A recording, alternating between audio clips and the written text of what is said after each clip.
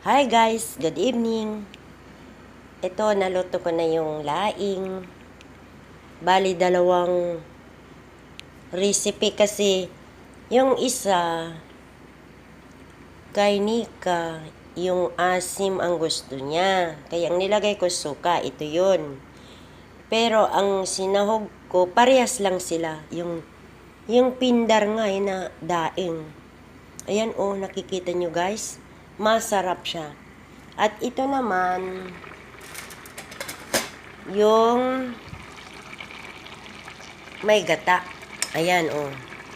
Ginataang gabi. Yan yung laing. Kadami ng sili niya, oh. Ang sinahog ko rin yung danggit na isda na yung walang tinik yan, guys. Yan. Sarap na. Ito yung galing sa Pinas na gabi.